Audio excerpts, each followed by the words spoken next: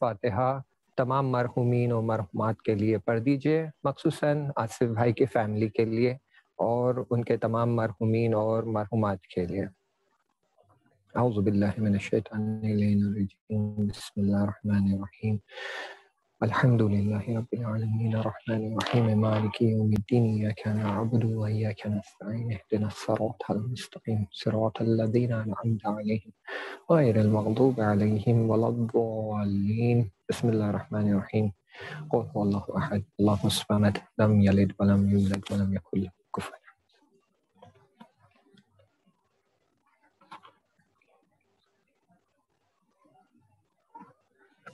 اعوذ باللہ من الشیطان الرجیم، بسم اللہ الرحمن الرحیم، وبہ نستعین، وصلی اللہ علی سیدنا محمد واہل بیتہ الطیبین الطاہرین، اللہم صلی علی محمد وآل محمد وعجل فرجہم۔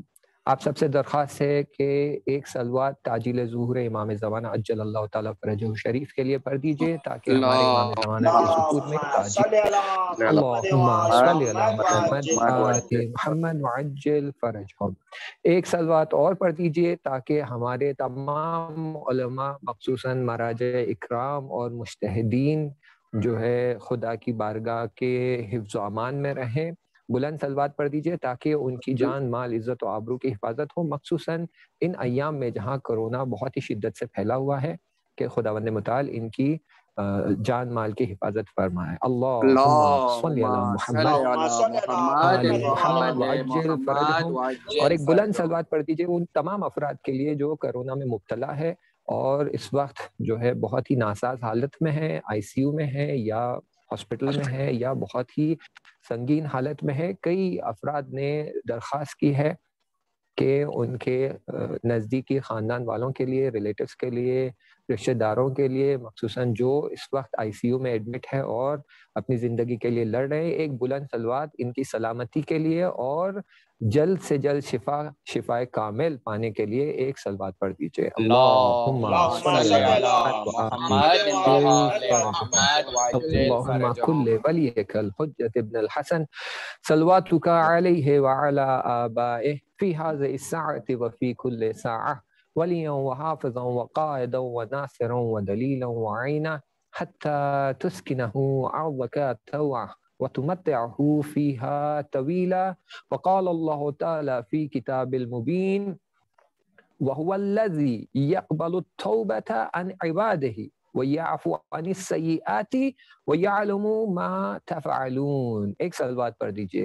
اللہم صلی علی محمد و آل محمد وعجل فرجہم۔ برائے خوشنودی یہ سورہ شعراء کی 25ویں آیت ہے جس میں خداوند متعال فرما رہا ہے کہ اور صرف وہی ہے جو بندوں کی توبہ قبول کرتا ہے۔ وَهُوَ الَّذِي يَقْبَلُ التَّوْبَةَ عَنْ عِبَادِهِ، اپنے بندوں کی توبہ قبول کرنے والا صرف وہی ہے۔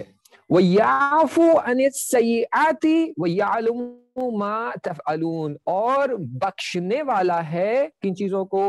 سیئات، یعنی وہ غلطیاں، وہ برائیاں، وہ گناہان جو بندے انجام دیتے ہیں انہیں بخشنے والا ہے۔ یعنی خدا توبہ قبول کرنے والا ہے اور سیئات کو بخشنے والا ہے، اور وہ اس ہر چیز سے آگاہ ہے، وہ ہر چیز جاننے والا ہے جو تم انجام دیتے ہیں۔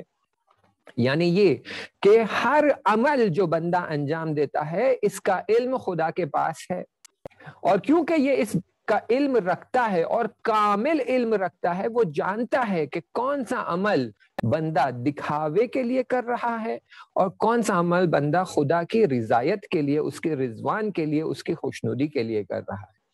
اور جو عمل وہ دکھاوے کے لیے کر رہا ہے وہ خداوند متعال یہ دیکھتا ہے کہ یہ جو بندہ کر رہا ہے اس کی نیت خدا کی رضایت ہے یا ریاکاری ہے، اس میں اس کی نیت خالص ہے یا آلودہ ہے، اس میں اس کی نیت حسن ہے یا صحیح ہے، یعنی نیک نیت ہے یا بری نیت ہے، اور یہ جاننے والا ہے۔ اور خداوند متعال کہہ رہا ہے کہ جہاں بھی تم جو بھی عمل انجام دو گے وہ عمل وَمَن يَعْمَلْ مِثْقَالَ ذَرَّةٍ خَيْرًا يَرَهُ وَمَن يَعْمَلْ مِثْقَالَ ذَرَّةٍ شَرًّا يَرَهُ، ہر ذرے برابر کا بھی عمل تم جو انجام دو گے اس کے بارے میں خدا علم رکھتا ہے، اور اس کا یا تمہیں اجر ملے گا جو کہ ثواب ہے، یا اس کا عذاب تمہیں ملے گا۔ تو خدا جانتا ہے کہ تمہارے دلوں میں کیا ہے، اور خدا جانتا ہے کہ جو تم عمل انجام دے رہے ہو یہ حسن نیت سے انجام دے رہے ہو یا سوء نیت سے انجام دے رہے ہو،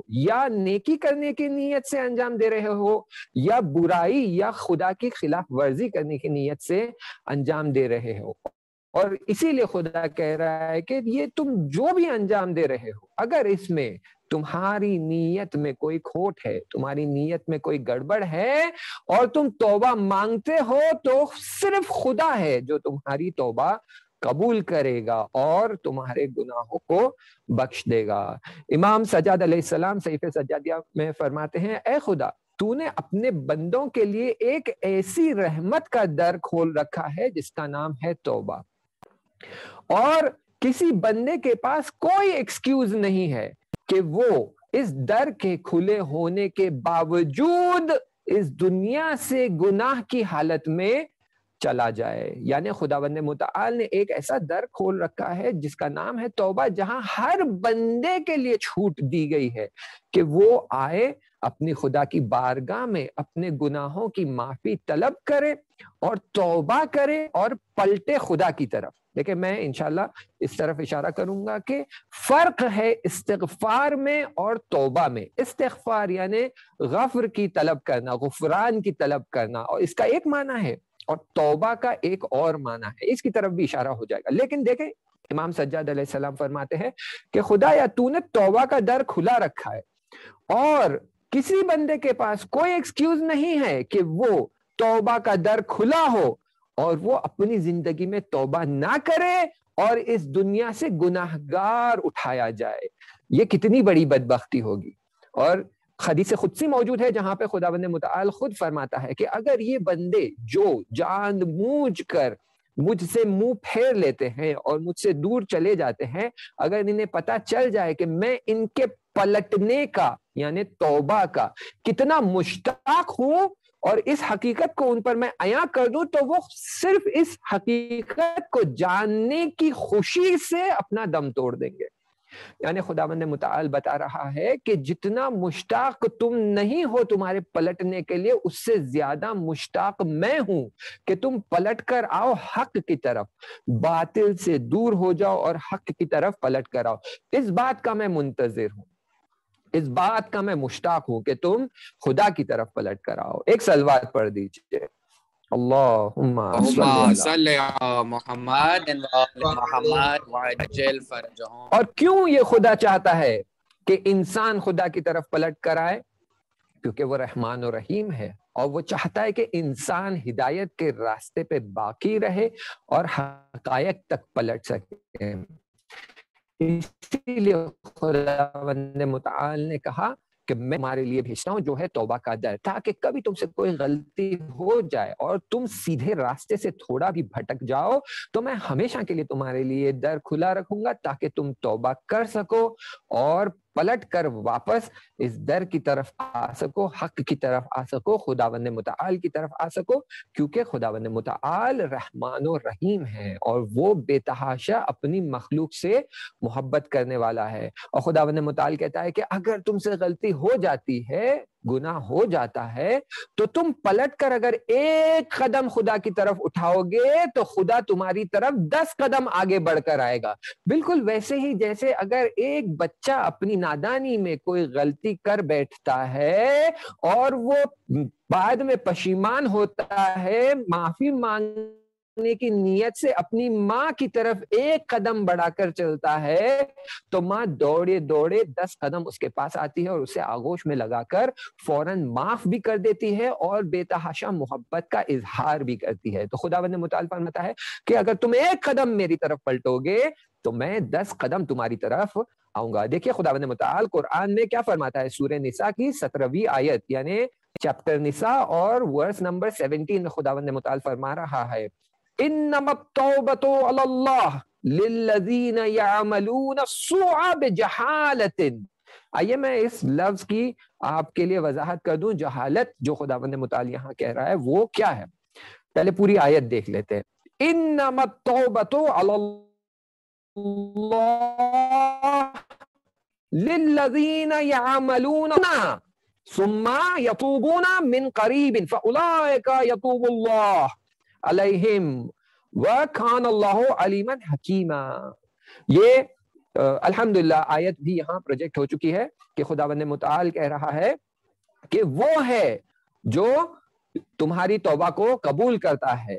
اور خداوند متعال کہہ رہا ہے کہ للذین یعملون السوء بجہالۃ، کن افراد کی توبہ قبول کرتا ہے؟ کون سے لوگوں کی توبہ قبول کرتا ہے؟ وہ لوگ جو جہالت کی حالت میں غلطی انجام دیتے ہیں، گناہ انجام دیتے ہیں، اور بعد میں فوراً توبہ کرتے ہیں.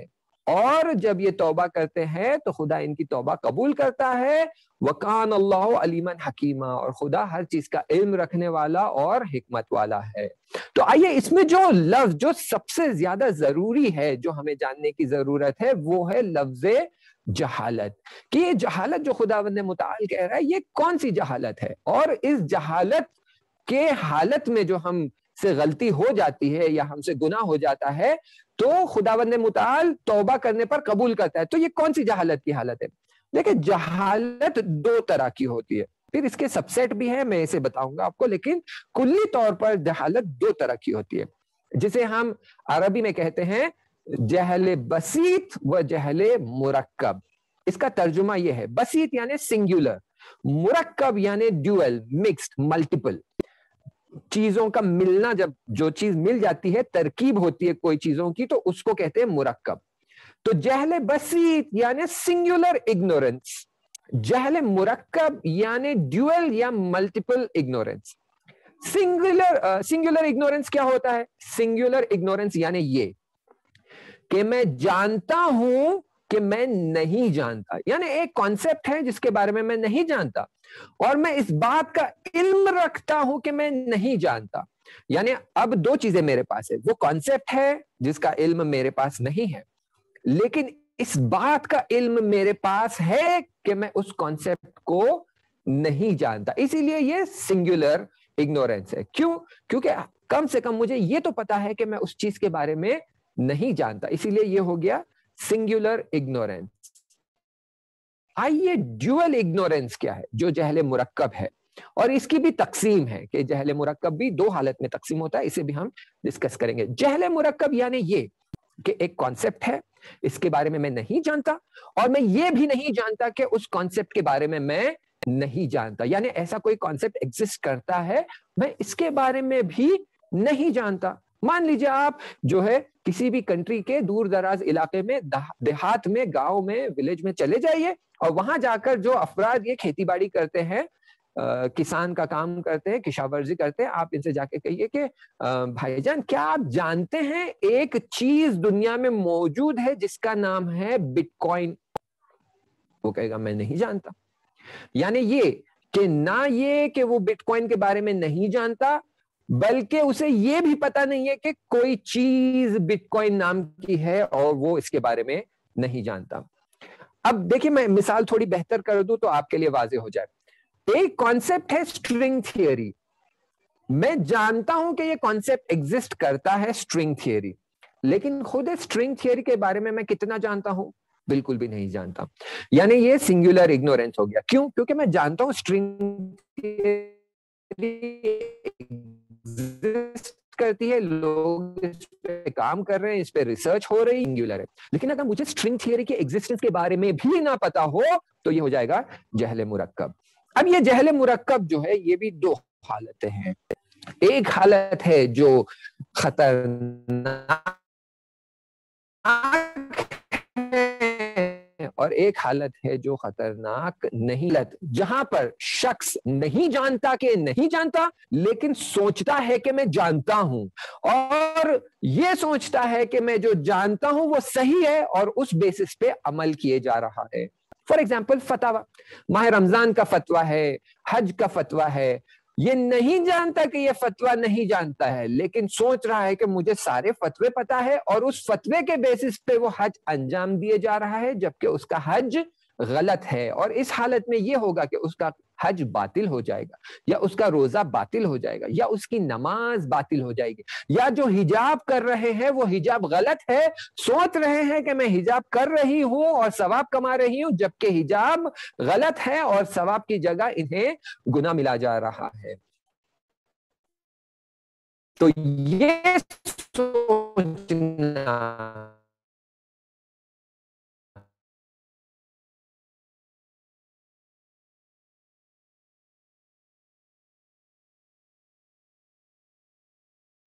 محمد وآل محمد اللہم صلی علی محمد وآل محمد کہ میں نہیں جانتا ہوں، یہ تو نہیں جانتے، لیکن یہ سوچنا کہ میں ڈویل اگنورنس جو ہے یہ خطرناک ڈویل، کہ جو ہارٹ اسپیشلسٹ ہے رہا ہے کہ میں کرونا کے بارے میں جانتا ہوں، خطرناک نہیں ہے ڈویل اگنورنس، وہ یہ ہے کہ نہیں جانتا ہے کہ نہیں جانتا، اور یہ سوچتا بھی نہیں ہے کہ میں جانتا ہوں اسی لیے میں عمل کنٹینیو کروں گا، اسے پتا ہی نہیں ہے تو وہ کچھ نہیں کرتا، ہینس وہ ایک سیف حالت میں ہے۔ جیسے کہ کوئی گاؤں میں کام کر رہا ہے، کھیتی باڑی کر رہا ہے، ٹریکٹر چلا رہا ہے، اسے NFTs کے بارے میں پتا نہیں ہے، بٹ کوائنس کے بارے میں پتا نہیں ہے، کرپٹو کرنسیز کے بارے میں پتا نہیں ہے، فیٹ منی کے بارے میں پتا نہیں ہے، وہ اس میں انوالو بھی نہیں ہو رہا ہے، اس میں کام بھی نہیں کر رہا ہے، سٹیم سیلز کے بارے میں پتا نہیں ہے، اس کے لیے کچھ کر بھی نہیں رہا ہے، دیرفور وہ خود سیف ہے اور دوسروں کو بھی مصیبت میں نہیں ڈال رہا ہے۔ تو یہ حصہ جو ہے غیر خطرناک، لیکن جو سوچ رہا ہے کہ میں جانتا ہوں اور عمل شروع کر رہا ہے، یہ ہو گیا خطرناک۔ آئیے بسیط والا ایسپیکٹ دیکھتے ہیں کہ یہ بسیط والا جو ہے یہ کون سا ایسپیکٹ ہے، اور خداوند متعال کون سے افراد کو جو ہے جن کی کون سے افراد کی توبہ قبول کرے گا۔ ایسے افراد کی توبہ قبول کرے گا جو جہل مرکب میں ہیں اور غیر خطرناک والی حالت میں ہے، یعنی انہیں اصلاً فتویٰ ہی پتا نہیں ہے، انہیں اصلاً اس بات کا علم ہی نہیں ہے کہ ایسا کوئی فتویٰ وجود رکھتا ہے، ایسی کوئی رولنگ وجود رکھتی ہے، ایسا کوئی احکام وجود رکھتا ہے، اور وہ پوری طرح سے اس کی نسبت جاہل ہے، اور جب وہ یہ فعل انجام دیتے ہیں تو انہیں خداوند متعال بخش دیتا ہے۔ آئیے جو بسیط ہے اس میں دیکھتے ہیں کیا کیٹیگری ہوگی۔ دیکھیں، ایک وقت ہے کہ ہم نہیں جانتے ہیں کہ ہم نہیں جانتے ہیں، لیکن ایک وقت ہے کہ ہم جانتے ہیں کہ ہم نہیں جانتے ہیں۔ جب یہ حالت آ جاتی ہے کہ میں جانتا ہوں کہ یہ رولنگ، یہ فتویٰ، یہ احکام، یہ عقائد، یہ بلیف سسٹم میں نہیں جانتا، اب اس کے بعد یہ شخص کے پاس دو آپشن ہے، یا یہ جائے گا، ریسرچ کرے گا، انفارمیشن فائنڈ کرے گا اور خود کو سدھارے گا اور سیدھے راستے پر لے کر آئے گا، صراط المستقیم پر، یا یہ کہ وہ ویسے ہی اگنورنٹ رہے گا اور کہے گا کہ مجھے اس میں انوالو نہیں ہونا ہے۔ اب ایک شخص ہے جس کے پاس بالکل کوئی ریسورسز موجود ہی نہیں ہے، اسے پتا ہی نہیں چل سکتا کہ یہ جانتا ہے کہ وہ یہ فتویٰ نہیں جانتا ہے، لیکن اسے پتا بھی نہیں ہے کہ میں اس فتوے کو کیسے ڈھونڈ کر نکالوں۔ مان لیجئے ایک شخص کھیتی باڑی کر رہا ہے، اس کے کھیت میں اس کی گائے رات میں مر جاتی ہے، صبح جب وہ آتا ہے تو دیکھتا ہے کہ گائے کا خون پوری طرح مٹی میں بہہ گیا ہے، اور یہی خون کی وجہ سے فصل اگ رہی ہے، فصل اس خون کو ابزارب کر چکی ہے۔ اب یہ فتویٰ نہیں جانتا ہے کہ یہ فصل نجس ہو چکی ہے، اسے کھانا حرام ہے یا نہیں ہے، کیا کیا جائے، اس فصل کو کاٹ کر پھینک دیا جائے، جلا دیا جائے، نہیں پتا اسے کیا کرنا ہے، لیکن یہ جانتا ہے کہ اس کا کوئی نہ کوئی فتویٰ موجود ہے، لیکن اس کے پاس کوئی ریسورسز بھی موجود نہیں ہے کہ یہ کیا کرے۔ نہ ان کے پاس عالم موجود ہے جو انہیں بتا سکے، نہ ان کے پاس انٹرنیٹ موجود ہے کہ یہ جا کر ریسرچ کر سکے، نہ ان کے پاس موبائل فون ایکسس ہے، لینڈ لائن بھی اگر ہے تو انہیں آفس کا نمبر نہیں پتا ہے، آفس کا نمبر پتا ہے تو انہیں فارسی زبان نہیں آتی، اگر آفس فارسی زبان آتی بھی ہے تو یہ کس سے بات کرے، وکیل کون ہے، یہ انفارمیشن ان کے پاس نہیں ہے، تو کسی طرح سے ان کے پاس ریسورسز موجود نہیں ہے۔ اب یہ دو کام کرے گا، یا یہ فصل کو ایسے ہی اگائے گا، جب اگ جائے گی تو یہ فصل میں جو پھل لگا ہے وہ کھا لے گا، یا اس فصل کو کاٹ کر پھینک دے گا۔ دونوں حالتیں کویسچنیبل ہے۔ اگر کھائے گا تو سوال آئے گا کہ کیا اس نے نجیس چیز کھائی ہے, نجس پھل کھایا ہے جس کو خون سے سینچا گیا ہے, جس کی اریگیشن خون سے ہوئی ہے؟ نہیں جانتے, فتوا نہیں جانتا ہے, ریسورسز بھی موجود نہیں ہے. یا اگر یہ کاٹ کر جلا دے تو خدا کہے گا کہ تم نے اسراف کیا ہے, کیوں کاٹ کر جلا دیا, اسے یوز کر سکتے تھے, حکم یہ تھا کہ یہ پرمیسیبل ہے, لیکن اس کے پاس ریسورسز نہیں ہے.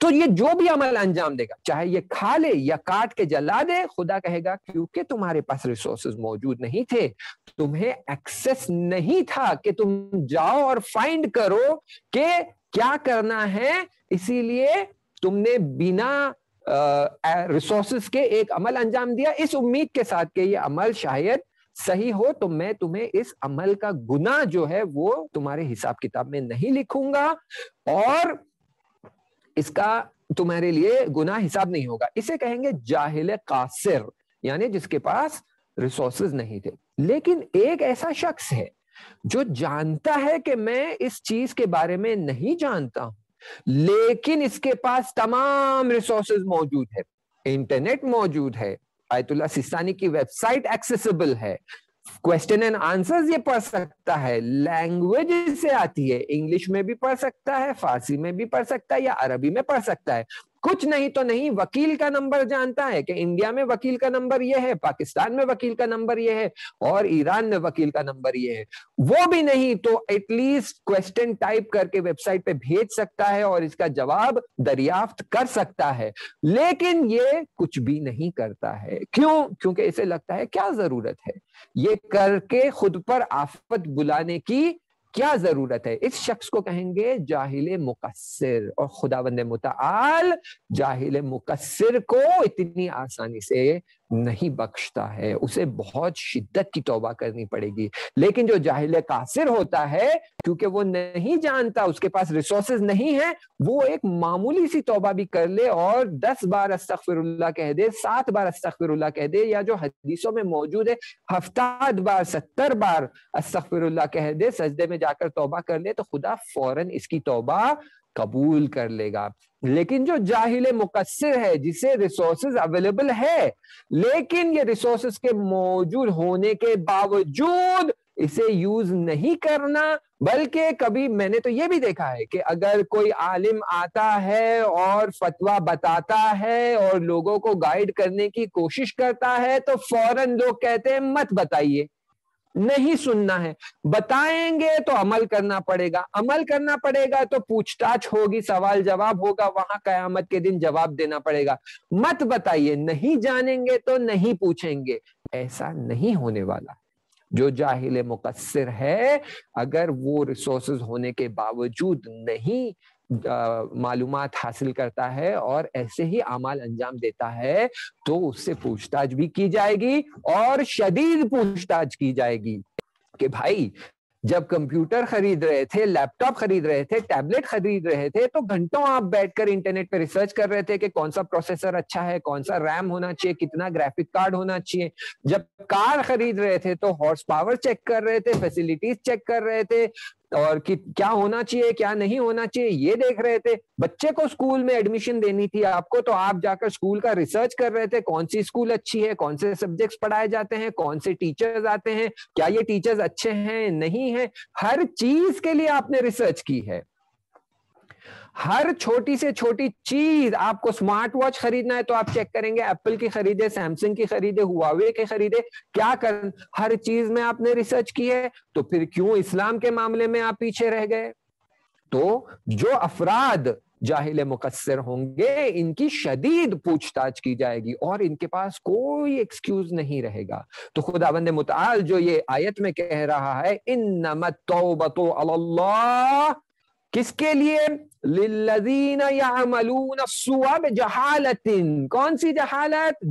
جاہل قاصر, کہ نہیں جانتا تھا اور اب اس کے بعد یہ فوراً توبہ کرتا ہے. ثم یتوبون من قریب اولئک یتوب اللہ, وہ پھر فوراً توبہ کرتا ہے اور خدا فوراً اس کی توبہ قبول کر لیتا ہے. لیکن جو جان بوجھ کر عمدی طور پر انفارمیشن ہونے کے باوجود, یہ جاننے کے باوجود کہ یہ کام غلط ہے, وہ گناہ انجام دیتا ہے تو پھر اسے معمولی توبہ سے پلٹایا نہیں جا سکتا، اس کے لیے شدید توبہ کی ضرورت ہے۔ اور خداوند متعال آ کر اس طرف اشارہ کرتا ہے اور کہتا ہے کہ یا ایھا الذین آمنوا توبوا الی اللہ توبۃ نصوحا۔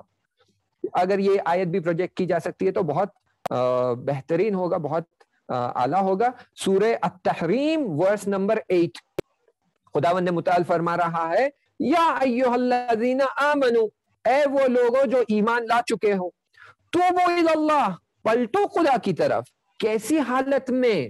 توبتاً نصوحا، سنسیئر توبہ کرتے ہوئے، حقیقی توبہ کرتے ہوئے، واقعی توبہ کرتے ہوئے، شدید شدت سے توبہ کرتے ہوئے، تاکہ کیا ہو جائے؟ تاکہ عصا ربکم، تاکہ تمہارا پروردگار ان یکفر عنکم سیئاتکم، تاکہ تمہارے جو سیئات ہے، گناہان ہے، اس کو خدا پوشیدہ کر دے۔ یہ یکفرو کو بھی میں آپ کی خدمت میں بیان کر دوں گا، توبۃ نصوحا کو بھی آپ کی خدمت میں بیان کروں گا، کیونکہ یہ ضروری ہے کہ ہم جانیں کہ توبۃ نصوحا یعنی کیا، خداوند متعال کیا کہنا چاہ رہا ہے، اور یہ یکفرو جو خداوند متعال کہہ رہا ہے یہ کیا معنی رکھتا ہے۔ تو دیکھیں خداوند متعال کہہ رہا ہے کہ عصا ربکم ان یکفر عنکم سیئاتکم وَيُدْخِلَكُمْ جَنَّاتٍ تَجْرِي مِن تَحْتِهَا الْأَنْهَارُ، اور پھر یہ کنٹینیو کرتی ہے یہاں سے آیت کہ خدا چھپا دوں گا اور اس کے بعد پھر آپ کو میں جنت میں داخل کروں گا اور اس میں سے نہریں بہے گی، اور اس کی ایکسپلینیشن ہے۔ تو اب یہ توبۃ نصوحا کیا ہے؟ لیکن ایک وقت ایک شخص توبہ کرتا ہے اور توبہ صرف دکھاوے کی توبہ ہوتی ہے یا بہت ہی سپرفیشل ہوتی ہے، جسے ہم اردو زبان میں کہتے ہیں سطحی لیول پر، ڈیپ نہیں ہے، سپرفیشل ہے، سطحی لیول پر۔ جیسے ہم نماز مغرب عشاء پڑھتے ہیں، فوراً سجدے میں جاتے ہیں، 4 بار اپنے گال پر توبہ کرتے ہیں، توبہ توبہ توبہ، اور ہمیں لگتا ہے ہماری توبہ قبول ہو گئی ہے۔ یہ سطحی توبہ ہے۔ یہ شخص اگر توبہ کرنے کے بعد اس کی زندگی میں کوئی چینج نہیں آتا ہے، اس کے بیہیویئر میں کوئی چینج نہیں آتا ہے، اس کے ایٹیٹیوڈ میں کوئی چینج نہیں آتا ہے، یعنی یہ کہ اس کی توبہ سطحی توبہ تھی، توبہ نصوح نہیں تھی۔ توبہ نصوح یعنی یہ کہ واقعاً وہ کام جو ہم نے انجام دیا ہے اس کے لیے شدت سے پشیمان ہونا، ریگریٹفل، ریمورسفل، شدت سے دل میں ہمیں اس کی پشیمانی اور افسوس ہونا چاہیے، اور ساتھ ہی اس کے ایک دل میں نیت آنی چاہیے کہ میں دوبارہ اسے تکرار نہیں کروں گا، میں اسے ریپیٹ نہیں کروں گا۔ یہ بہت ہی جاہلانہ، بیہودہ اور ایک زشت پلید کام میں نے انجام دیا ہے جو باعث بنا ہے کہ میں خدا سے دور ہو جاؤں، اہل البیت سے دور ہو جاؤں، جو باعث بنا ہے کہ امام زمانہ عجل اللہ تعالی فرجہ شریف مجھ سے ناراض ہو جائے اور اپنی صورت مجھ سے پلٹا لے۔ اور اس بات کا افسوس اور ریگریٹ ہمیں شدت سے ہمارے دل میں ہونا چاہیے، اور یہ شدت کی جو حالت ہے، افسوس اور ریمورس کی جو حالت ہے، یہ باعث بننا چاہیے کہ ہم ایک نیت کریں کہ اس کو میں دوبارہ تکرار ریپیٹ نہیں کروں گا۔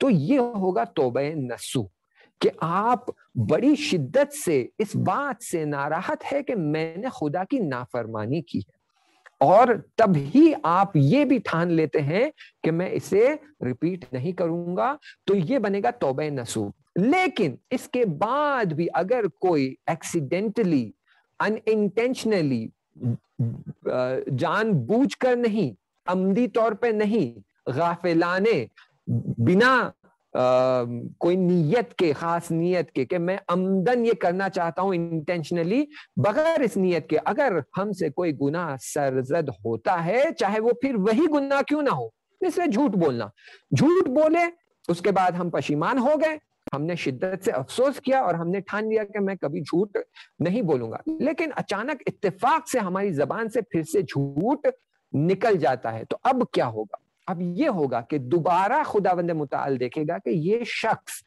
کیا پھر سے توبہ نصوح انجام دیتا ہے یا نہیں۔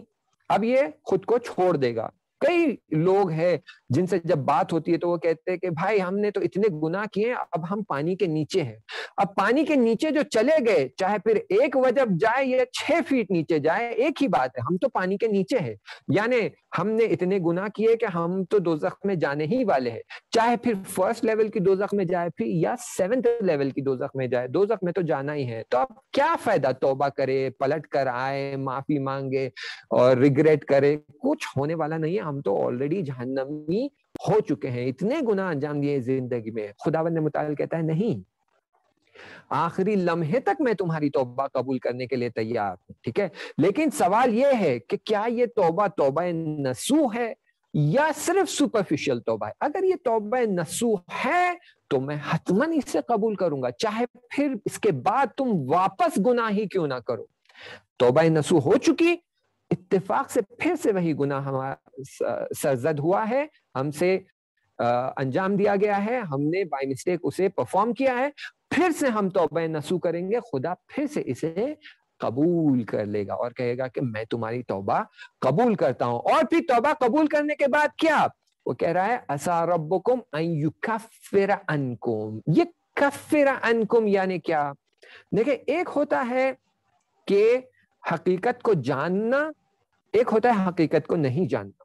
جب ہم حقیقت کو جانتے ہیں اور اس حقیقت کو جاننے کے بعد اس پر پردہ ڈال دیتے ہیں تو اسے کہتے ہیں کفران. جو ہم کہتے ہیں کفران نعمت، یعنی ہم جانتے ہیں یہ نعمت ہم تک آئی ہے لیکن ہم یہ اس کا شکریہ ادا نہیں کرتے، یعنی ہم کفر کر رہے ہیں. یعنی سامنے والا جانتا ہے کہ خدا ایک ہے. کیسے جانتا ہے؟ کیونکہ خدا نے انسان کی فطرت میں یہ ڈال رکھا ہے کہ اس کے اندر خدا جوئی، خدا کو طلب کرنا، خدا کو ڈھونڈ نکالنا اس کے صفات و فطرت کے اندر ہے. اور اس کے بعد بھی اگر وہ پلٹ جاتا ہے اور مشرک بن جاتا ہے اور ایک سے زیادہ کے خدا کی عبادت کرتا ہے تو خداوند متعال کہتا ہے یکفر، کافر ہو گئے ہو تم، کفر کر رہے ہو تم. کیوں؟ کیونکہ ایک حقیقت ہم نے تمہارے اندر چھپا کے رکھی ہے، تمہاری روح کے اندر ہم نے چھپا کے رکھی ہے، لیکن اب تم اس حقیقت پر پردہ ڈال رہے ہو، اس لیے تم کافر ہو چکے ہو، حقیقت کو چھپا رہے ہو. خداوند متعال کہہ رہا ہے کہ اگر تم توبہ نصوح کرو گے تو یہ جو حقیقت ہے کہ تمہاری روح ابھی آلودہ ہو گئی ہے، پلیدی اس کے اوپر آ گئی ہے، گندگی اس کے اوپر جو آ گئی ہے، یہ حقیقت کو ہم چھپا دیں گے، یہ حقیقت ہم دوسروں کے سامنے عیاں نہیں ہونے دیں گے، تمہاری حقیقت ہم دوسروں کے سامنے کھلنے نہیں دیں گے، تمہاری برائیوں کو ہم چھپا دیں گے. یکفر عنکم سیئاتکم، تم سے تمہاری برائیوں کو ہم چھپا دیں گے. کیوں؟ کیونکہ تم نے توبہ نصوح کی ہے. اور اس کے بعد وَيُدْخِلَكُمْ جَنَّاتٍ تَجْرِي مِن تَحْتِهَا الْأَنْهَارُ، اور پھر ہم تم کو داخل کر دیں گے ہماری جنتوں میں جس میں نہریں بہتی ہیں. تو دیکھیں خداوند متعال کہہ رہا ہے کہ ٹھیک ہے، ہم جانتے ہیں انسان کو جب ہم نے خلق کیا ہے تو انسان کی نفس جو ہے، یہ نفس کا ایک حصہ نفس امارہ ہے. کچھ افراد ہیں جو کوشش کرتے ہیں، جو اپنے نفس کو کنٹرول کرتے ہیں اور اس کے اوپر قابو پا لیتے ہیں. کچھ افراد ہیں جو نفس امارہ کو کنٹرول نہیں کر پاتے. کیونکہ نفس امارہ کو کنٹرول نہیں کر پا رہے ہیں تو ان سے کئی بار یہ ہوتا ہے کہ گناہ انجام ہو جاتا ہے. اگر گناہ انجام ہو جاتا ہے اور یہ فوراً توبہ کرتے ہیں تو ہم اس توبہ کی وجہ سے، اس توبہ کی دلیل سے، اس توبہ کی علت کی وجہ سے ہم تمہارے گناہوں کو چھپا دیں گے، انہیں معاف کر دیں گے اور تمہیں ہم شامل کر دیں گے. کہاں؟ ہماری جنتوں میں. اب آئیے پہلے یہ سمجھنے کی کوشش کرتے ہیں کہ توبہ اور استغفار، کیا اس میں فرق ہے یا نہیں ہے؟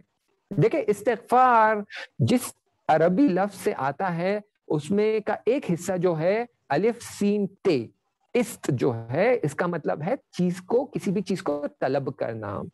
جیسے عربی میں ایک ورڈ ہے استراحت، یعنی راحتی کو طلب کرنا. راحت یعنی آسائش، آسانی، مشکل چلی جائے، ریلیکس ہو جاؤں، کمفرٹیبل ہو جاؤں.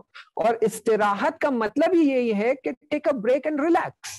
ٹھیک ہے، تو استراحت یعنی وہ ریلیکسیشن کو طلب کرنا. است کا مطلب ہے طلب کرنا. اب ہم کہہ رہے ہیں استغفار یعنی غافر کا طلب کرنا. غافر یعنی کیا؟ یعنی خدا سے بخشائش طلب کرنا کہ خدایا مجھ سے غلطی ہو گئی ہے, مجھ سے تیری نافرمانی ہو گئی ہے, تیرے احکام جو تو نے ہمیں بتائے تھے اس کو میں نے پائمال کر دیے ہیں, میں نے اس کو اپنے قدموں تلے روند دیا ہے, میں نے تیرے واجبات کو انجام نہیں دیا ہے, میں نے خود کو تیرے محرمات میں مرتکب کر لیا ہے, میں گناہوں میں ملوث ہو چکا ہوں.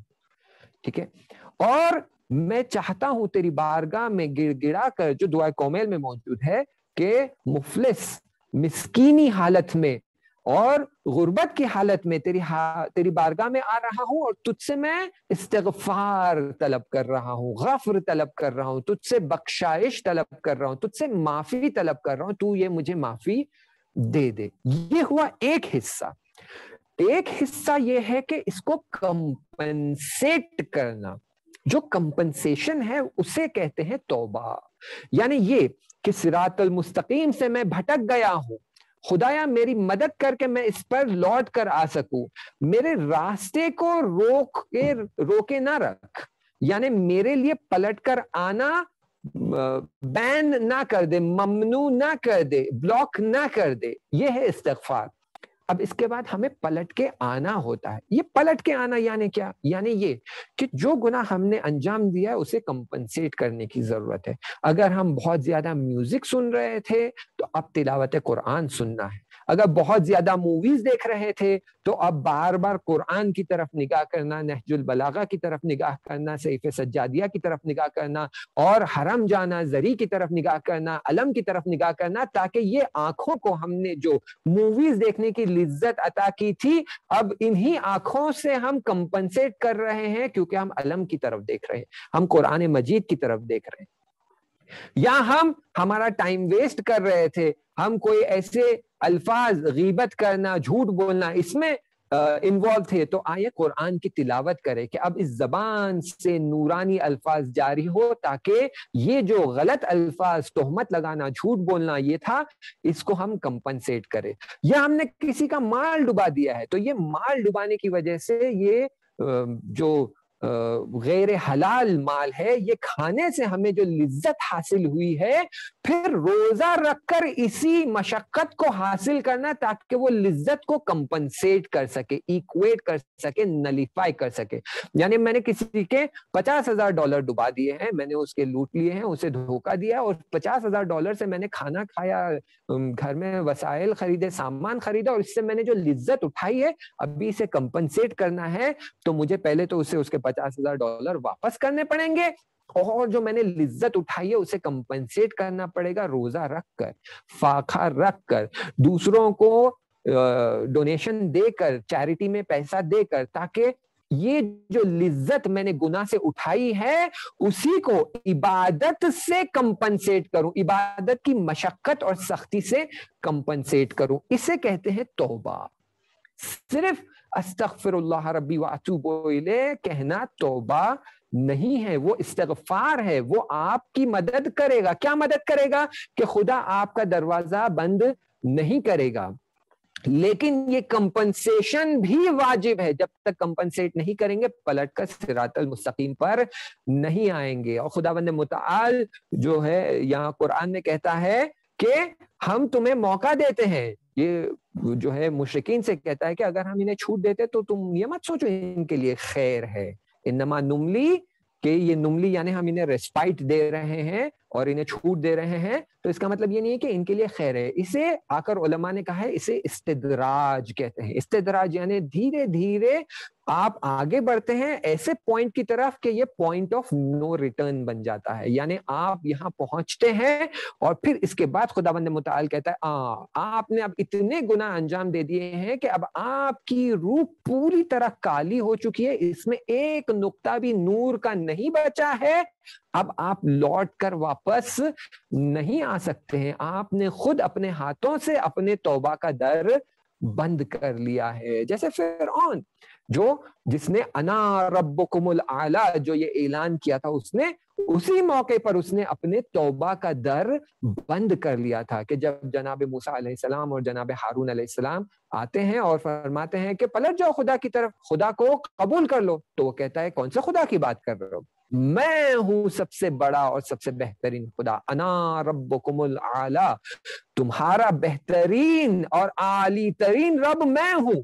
یعنی اس نے خود کو خدا کے ساتھ کھڑا کر دیا ہے. اور فوراً نتیجہ یہ ہوا کہ جتنے گناہ وہ کرتے آ رہا تھا، خداوند متعال نے جناب موسیٰ اور جناب ہارون کو بھیجا کہ اسے ہدایت کرو تاکہ یہ پلٹ کر آ سکے خدا کی طرف. لیکن جیسے اس نے کہا انا ربکم الاعلی، اور میں تمہیں قبول نہیں کرتا ہوں اور میرے ساحر تمہیں ہرا دیں گے. اور یہ جو سارا ماجرا ہوا، اس دوران اس کا توبہ کا در جو تھا وہ بند ہو گیا، یعنی استدراج کی حالت میں پہنچ گیا، پوائنٹ آف نو ریٹرن. تو یہ ہمیں اس بات کا خیال رکھنا ہے کہ کہیں ایسا نہ ہو کہ توبہ کا در کھلا رہے اور ہم صرف استغفار کرتے رہیں، توبہ نہ کرے، کمپنسیٹ نہ کرے، پلٹ کر نہیں آئے. اور نتیجہ یہ ہوگا کہ استغفار سے در تو بند نہیں ہوگا، لیکن پھر ہماری روح پر یہ پلیدی جمتی جائے گی اور گرو ہوتی جائے گی. پھر کہیں ایسا نہ ہو کہ ایک پوائنٹ آف نو ریٹرن تک ہم پہنچ جائے کہ جہاں پر پھر استغفار بھی ہماری مدد نہیں کر پائے گا. اس لیے بہت ضروری ہے کہ یہ بات سمجھے کہ استغفار ایک چیز ہے اور توبہ ایک چیز ہے. توبہ یعنی یہ کہ جو کور سینٹر ہمارا زندگی کا ہونا چاہیے، جو کہ خداوند متعال اور توحید اور اہل البیت ہے، جب ہم گناہ کرتے ہیں تو ان سے دور چلے جاتے ہیں اور دور دور جاتے ہوئے سرکمفرنس تک پہنچ جاتے ہیں، یعنی اسلام کی باؤنڈری پہ پہنچ جاتے ہیں. اب اس کے بعد ایک گناہ بھی ہم انجام دیں گے تو اسلام کی باؤنڈری کے باہر چلے جائیں گے، اور یہ ہوتا ہے استدراج، پوائنٹ آف نو ریٹرن. خداوند متعال کہہ رہا ہے کہ ٹھیک ہے تم نے استغفار کیا ہے، اب توبہ بھی کرے، پشیمانی ہونی چاہیے اور کمپنسیشن ہونا چاہیے تاکہ تم واپس سے اس سینٹر تک لوٹ کر آ سکو. سرکمفرنس سے واپس تمہیں ٹریول کرنا ہوگا اس سینٹر تک تاکہ تم پرانی حالت میں لوٹ جاؤ اور خدا اور اہل البیت علیہ السلام کا تقرب حاصل کر سکو. ایک صلوات پڑھ دیجئے، اللہم صلی علی محمد و آل محمد وعجل فرجہم. برائے خوشنودی امام حسین علیہ السلام بلند اور توبہ کرنے کا ایک بہت آسان اور بہت ہی اچھا طریقہ، بہت ہی آسان ہر انسان کے لیے موجود ہے، وہ یہ کہ خدا کی بارگاہ میں اعتراف کرنا. اعتراف یعنی کنفیس کرنا. جب تک انسان خدا کی بارگاہ میں کنفیس نہیں کرتا ہے، وہ اپنے گناہوں کی طرف توجہ نہیں کرتا ہے. اسے چاہیے کہ وہ شب کی تاریکی میں جب ہر انسان سویا ہوا ہے اور نماز فجر، نماز صبح سے 15 منٹ پہلے اٹھے، جب شب کی تاریکی میں کوئی موجود نہیں ہے، وہ ہے اور خداوند متعال ہے، اور تنہائی میں خدا کی بارگاہ میں وہ گڑ گڑا کر اعتراف کرتا ہے کہ خدایا میں نے بہت گناہ کیے ہیں، بہت مشکلات میں مبتلا ہوں، اور یہ مشکلات میرے ہی گناہوں کی وجہ سے مجھ پر آ پڑی ہے کہ میں نے نافرمانی کی ہے، ماں باپ کا دل دکھایا ہے، جھوٹ بولا ہے، تیرے احکام کو بجا نہیں لایا، تیرے اہل البیت کے حق میں جو مجھے وظیفے انجام دینے تھے وہ میں نے انجام نہیں دیے، میرے نیبرز کے جو نسبت میرے حقوق ہے، میرے رائٹس ہے، وہ میں نے انجام نہیں دیے. آج میں نے میری ہمسر کے ساتھ، میری زوجہ کے ساتھ بد اخلاقی کی ہے، زور سے بات کی، آواز اونچی کر کے بات کی، میرے بچوں کے ساتھ میں نے آج ایسا بیہیو کیا، میرے ماں باپ کے ساتھ میں نے ایسا بیہیو کیا. اور اس طرح کے ہزاروں مورد ہے، ایریاز ہے جہاں پر ہمیں توجہ کرنے کی ضرورت ہے، اور شب کی تاریکی میں اس بات کی توبہ کرنے کی ضرورت ہے. اور ایک نقطہ جس کی طرف ہماری توجہ نہیں ہوتی ہے، جو دعائے کومیل میں بڑی وضاحت سے بیان کی گئی ہے، وہ یہ ہے ظلمت نفسی. دیکھیں، ایک گناہ ہے جو آپ دوسروں کے حق میں کرتے ہیں، ایک گناہ ہے جو آپ خدا کے حق میں کرتے ہیں کہ خدا کے احکام کو آپ نے پائمال کیا، دوسروں کے حق میں یعنی ان کے جو رائٹس تھے آپ نے ان کو بریک کیا. ایک ہے ظلمت نفسی کہ آپ نے خود اپنی نفس پہ ظلم کیا ہے. کیا ظلم کیا ہے؟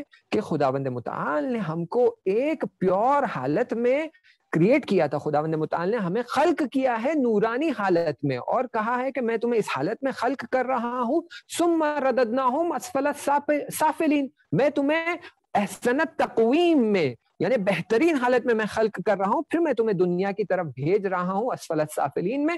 اب یہاں سے تمہیں صعود کرنا ہے، آگے آنا ہے، خود کو پاک کرنا ہے اور خدا کی طرف آنا ہے تاکہ تم وہ کمال تک پہنچ سکو.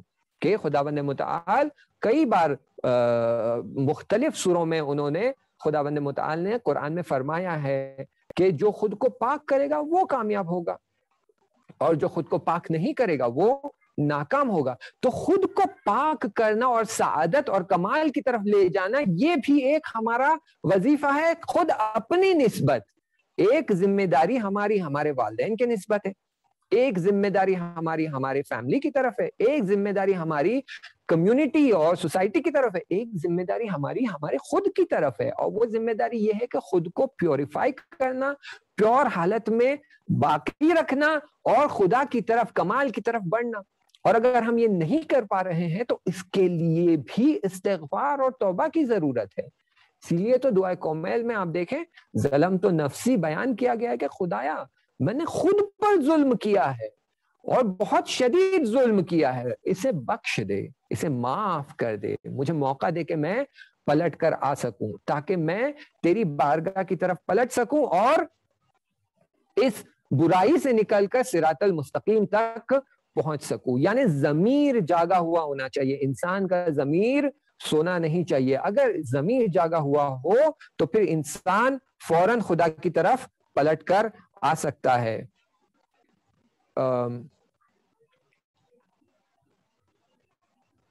ایک بار پلیز کنفرم کر دیجیے آڈیو کلیئر ہے یا نہیں ہے، آڈیو آ رہی ہے بیکاز مجھے یہاں ریڈ لائٹ نظر آ رہی ہے. جی آ رہی ہے مولانا صاحب، ٹھیک سے نہیں پہنچ رہی ہے. اگر آڈیو آ رہی ہے تو یا واٹس ایپ پہ میسج کر دیجیے یا یہاں اسکرین پر آپ جو ہے مولانا صاحب مجھے پتا چل جائے. تو توبہ نسو جو خداوند متعال کہہ رہا ہے وہ یہی ہے کہ ظلم تو نفسی، یعنی ہمیں چاہیے کہ ہم فوراً خود کو پاک کریں اور الحمدللہ آڈیو کلیئر، اور خود کو پاک کریں اور خدا کی بارگاہ کی طرف بڑھے. خداوند متعال کہہ رہا ہے کہ یہ بہت امپورٹنٹ ہے، جب آپ خود کو پاک رکھیں گے تبھی آپ دوسرے کام صحیح سے انجام دے پائیں گے. ضمیر جاگا ہوا ہونا چاہیے. اگر ضمیر سو جاتا ہے تو پھر پلٹنے کا راستہ بند ہو جاتا ہے. دیکھیں میدان کربلا میں ہمارے سامنے ایک بہت بڑی مثال ہے کہ اس مثال سے ہمیں سیکھنا چاہیے. اکثر علماء سے آپ سنتے ہیں کہ میدان کربلا، واقع کربلا درسگاہ ہے، یہاں سے ہمیں سیکھنے کی ضرورت ہے. اور واقعاً یہ درسگاہ ہے، یہاں پر ہم کئی درس لے سکتے ہیں جس میں سے ایک درس توبہ کا درس ہے. کہ دیکھیں حر جو یزید کی فوج کے لشکر کا سردار تھا، اس نے کیا کیا؟ اس نے امام حسین علیہ السلام کا راستہ روکا، کہا کہ آپ کوفے کی طرف نہیں جا سکتے. اور جب وہ امام حسین کے پاس آتا ہے راستہ روکنے کے لیے تو وہ امام حسین دیکھتے ہیں کہ ان کا لشکر بے تحاشا شدت سے پیاسا ہے. تو امام حسین اپنی مشقیں کھول دیتے ہیں اور تمام افراد کو پانی پلاتے ہیں، حتیٰ حیوان کو بھی پانی پلاتے ہیں. آپ جانتے ہیں ایک انسان جو بہت شدت سے پیاسا ہو وہ ایک وقت میں 1 لیٹر 2 لیٹر پانی تو ایسے ہی پی جاتا ہے. اب آپ سوچیں ان کے گھوڑے جو موجود تھے، وہ جو شدت سے پیاس ان کی تھی، یہ ایک گھوڑا 10 15 لیٹر پانی پی جاتا تھا. تو تقریباً امام حسین کی مشقیں خالی ہو چکی تھی اور ان میں سے کچھ افراد تو اتنے ہڑبڑا گئے تھے پیاس سے کہ جب ان کو مشق دی گئی تو یہ مشق نہیں کھول پا رہے تھے پانی پینے کے لیے. اگر کھول پا رہے تھے تو پانی نہیں پی پا رہے تھے. تو امام حسین خود گھوڑے سے اترتے ہیں، آ کر اس شخص کو اپنے ہاتھوں سے پانی پلاتے ہیں. دیکھیں تو ایک کام جو حر نے کیا وہ کیا تھا؟ امام حسین علیہ السلام کی مشقوں کو خالی کر دینا. دوسرا کام یہ کہ اس نے کہا کہ ہم آپ کو آگے بڑھنے نہیں دے سکتے، ہمارے پاس دستور ہے، آپ کو یہیں رکنا ہوگا. تو امام حسین کہتے ہیں کہ میں آگے بڑھوں گا، اگر تم میں ہمت ہے تو روک لو. جیسے امام حسین نے گھوڑے کی لگام کو ہولڈ لگائی، اس نے فوراً بڑھ کے امام حسین کی لگام پر ہاتھ رکھ دیا. دیکھیں جب ہم یہ سنتے تو ہمیں یہ بہت معمولی بات لگتی ہے، لیکن یہ بہت ہی شدت اور بہت ہی سخت کام تھا جو حر نے کیا. یہ بہت بڑا انسلٹ تھا امام کے لیے. دیکھیں ہمارے گھر میں آپ دیکھتے ہوں گے اکثر 2 سال کے بچے 3 سال کے بچے جو ہوتے ہیں یہ بہت معصوم ہوتے ہیں، ان کی روح لطیف ہوتی ہے، پیور ہوتی ہے، ایک دم پیور. آپ ان سے تھوڑی بھی بڑی آواز میں بات کرتے ہیں تو یہ فوراً رونا شروع کر دیتے. کیوں؟ کیونکہ ان کے اندر کی جو پیورٹی ہے وہ اتنا بھی ظلم جو کہ اونچی آواز ہے اسے برداشت نہیں کر سکتے. تو یہ امام جو زمانے کے امام ہیں ان کی روح پوری کائنات میں موسٹ پیوریفائڈ روح ہے, اور اس پاک اور نورانی روح جیسی شخصیت کے گھوڑے کی لگام پہ ہاتھ رکھنا ایک بہت بڑی انسلٹ ہے. تو امام حسین فوراً حور کی طرف متوجہ ہوتے, کہتے کہ تیری ماں تیری عزا میں بیٹھے, یعنی تو اس دنیا سے اٹھا لیا جائے. اور حور کہتا ہے کہ اے کاش میں بھی یہ جملہ آپ کی طرف پلٹا کے کہہ سکتا, لیکن آپ کی ماں کیونکہ ماں فاطمہ ہے, میں یہ جملہ آپ کی طرف نہیں پلٹا سکتا, آپ کی طرف یہ جملہ میں نہیں کہہ سکتا. بس یہ لمحہ تھا کہ یہاں سے حور سوچ میں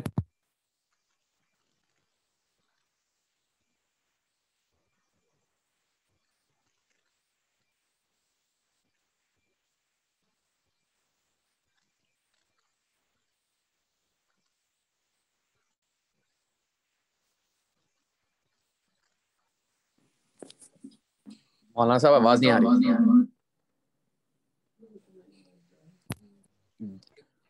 آواز تھوڑی کلیئر ہو جائے, مائک کی بیٹری تھوڑی ویک ہو گئی ہے. اب ٹھیک ہے, اب ٹھیک ہے.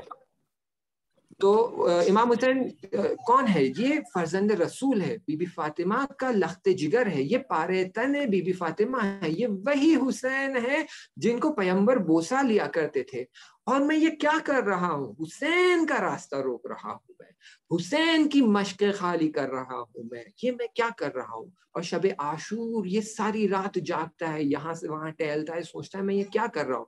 اسے اس بات کا اندازہ نہیں تھا, اسے لگ رہا تھا کہ امام حسین کو صرف گرفتار کیا جائے گا اور کوفہ لے جایا جائے گا. جب اسے پتا چلا کہ امام حسین کو قتل کرنے کا پلان بنایا جا رہا ہے, تب اسے اس بات کا اندازہ ہوتا ہے کہ میں یہ کتنا بڑا گناہ کیے جا رہا ہوں. کون سا گناہ؟ یہ گناہ کہ ان کی مشقیں خالی ہو گئی, ان کے جوانوں کو کل قتل کر دیا جائے گا, ان کے خیموں میں کوئی مرد باقی نہیں رہیں گے, ان کی خواتین کو گرفتار کیا جائے گا اور کوفے سے کربلا سے کوفے تک لے جایا جائے گا, پھر کوفے سے شام تک لے جایا جائے گا. اور ان سب کا یہ جو ماجرا ہونے والا ہے, ان سب کا ریزن میں بنوں گا. اور رات بھر نہیں سو پایا. صبح اٹھتا ہے بہت ہی عاجزانہ حالت میں, اپنے ہاتھوں کو پیچھے باندھ کر بڑھتا ہے امام حسین کے خیموں کی طرف, اور امام حسین کے پاس پہنچتا ہے.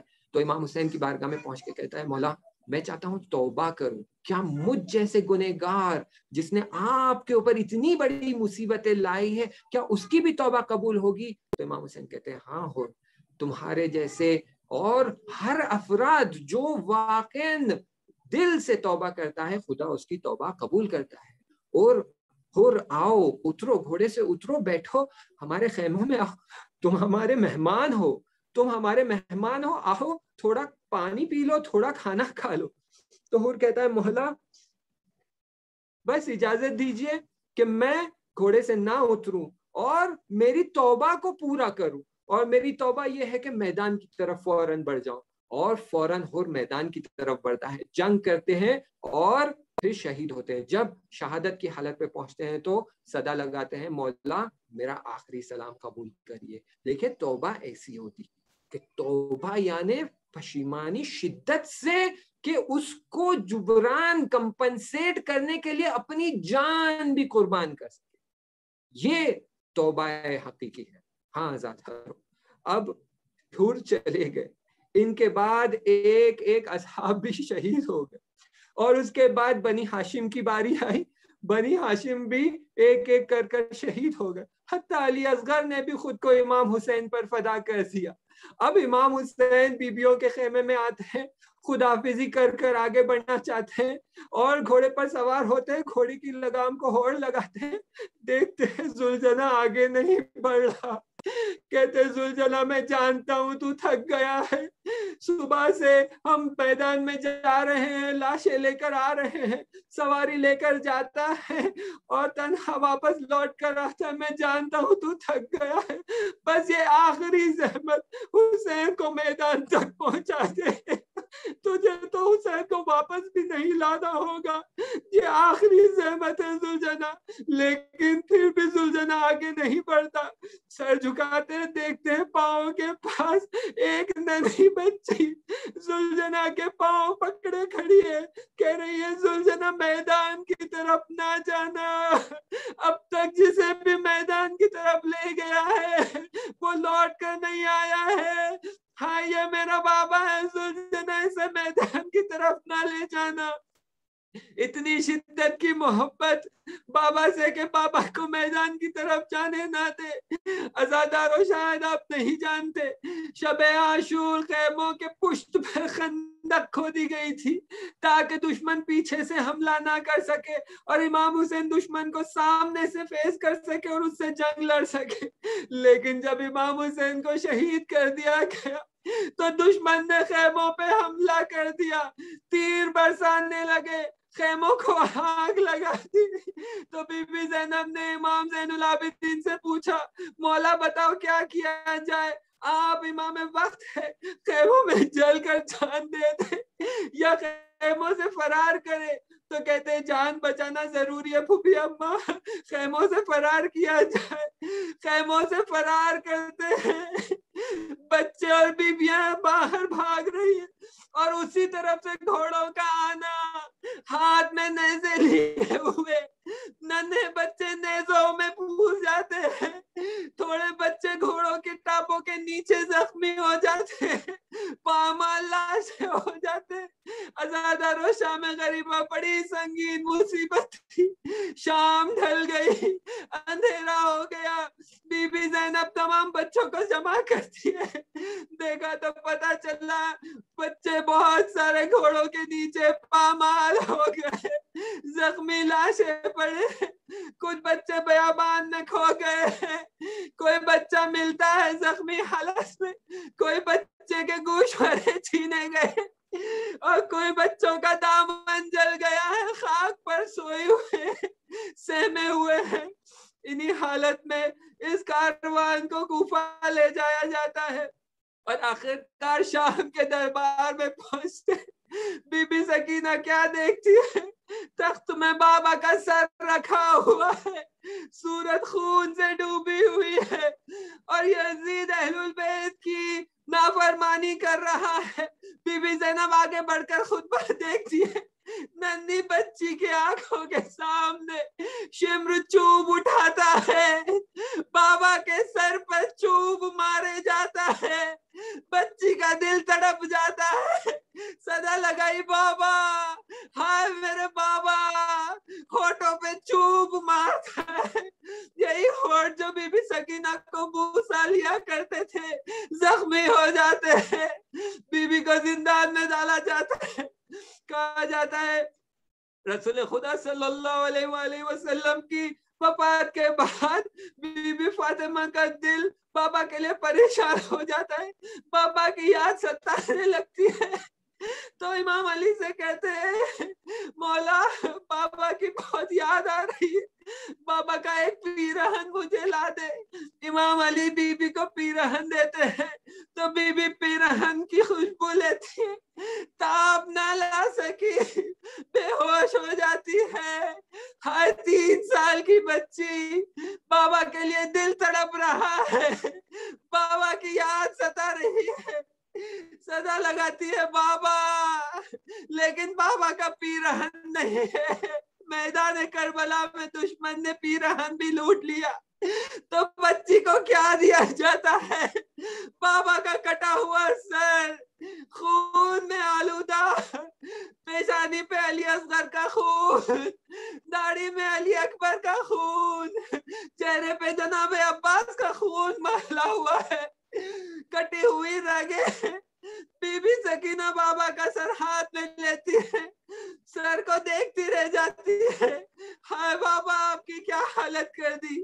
بہت دیر تک سر کو دیکھنے کے بعد بس ایک آخری صدا لگائی، میرے بابا، بابا کو سینے سے لگایا، انا للہ و انا الیہ راجعون، رضا بقضائی و تسلیما لامرہ۔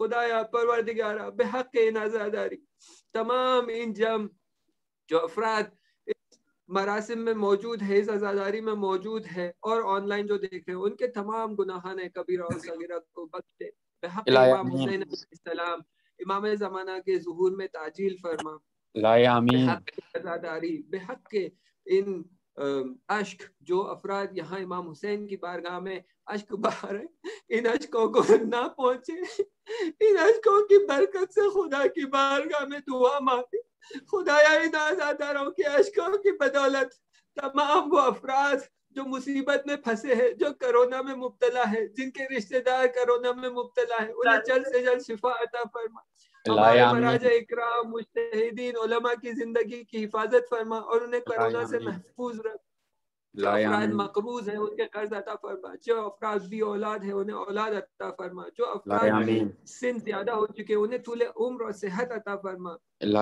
جو افراد مصیبت زدہ ہے ان کی مصیبتوں کو دور فرما، خدایا تیری بات دعا کرتے ہیں کہ خدایا پروردگارا ہمارے مجتہدین کے ہاتھ کو امام زمانہ کے ظہور کے ہاتھ سے ملا دے، اللہم صلی علی محمد وعلی محمد وعجل فرجهم. جزاک اللہ مولانا صاحب.